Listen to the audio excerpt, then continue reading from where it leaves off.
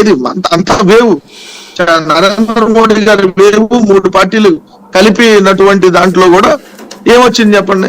So ఇవన్నీ ఏంటంటే 5 సంవత్సరాలుగా ఇదే మాటలు సార్. వ్యతిరేకతుంది, ప్రభుత్వం పడిపోతుంది, 6 నెలల రాష్ట్రపతి పాలన, 50 మంది ఎమ్మెల్యేలు వచ్చేస్తున్నారు, 70 మంది వచ్చేస్తున్నారు, అసలు ఈ ప్రభుత్వం కూల్చేస్తున్నారు, ఆర్టికల్ 360 ఇని మీ డిబేట్లు మీరు కూడా చాలా సార్లు పెట్టారు.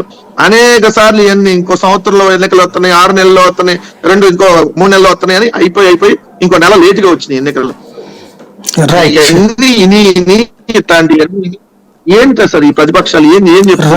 వీళ్ళకి సంబంధించిన అభ్యర్థులను చూస్తే సంబంధించిన అభ్యర్థులను చూసినాక వీళ్ళకి సంబంధించినటువంటి చూసినాక ఏంటి వీళ్ళు మాకు కాంపిటీషన్ ఏంది?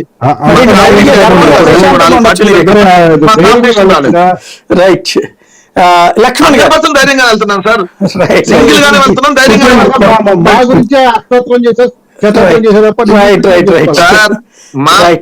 మా వైఎస్ఆర్ కాంగ్రెస్ పార్టీ అధ్యక్షులు జగన్మోహన్ రెడ్డి గారు మంచి జరగకపోతే ఓటు వేయద్దు అంటున్నాడు.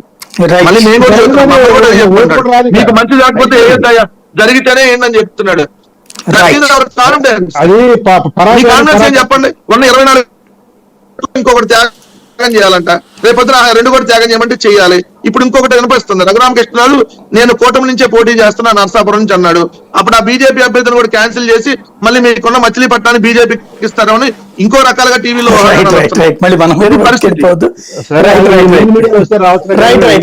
ఒక్క నిమిషం లక్ష్మణ్ గారు, ఇక్కడ ఇది ప్రధానమైనటువంటి అంశం అండి. అంటే ఈ కూటమి తెలుగుదేశం నడిపిస్తోంది అంటే చంద్రబాబు చెప్పినట్టు నడిచిందా, లేకపోతే బీజేపీ చెప్పినట్టు నడిచిందా, లేకపోతే జగన్ ఈ కూటమి సీట్లని ఖరారు చేశాడా? మీరేమనుకుంటున్నారు?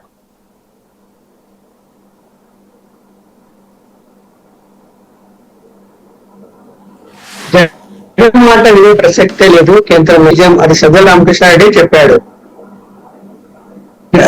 జగన్ పొత్తు పెట్టుకోమని కేంద్ర బీజేపీ అంతా కూడింది.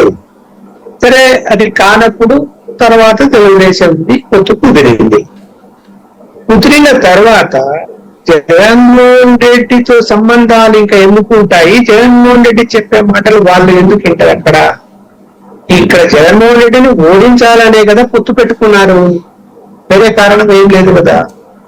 అలాంటి పరిస్థితుల్లో మళ్ళీ జగన్మోహన్ రెడ్డి గారు చెప్తే సీట్ ఇవ్వలేదు ఇచ్చారన్నీ ఊరికే మీడియా సూచించడము, లేకపోతే లేనిపోని పసలేని ఆరోపణలు మాత్రమే చేస్తున్నారు తప్ప అదైతే వాస్తవం కాదు. బీజేపీ అలాంటి పని చేయదు.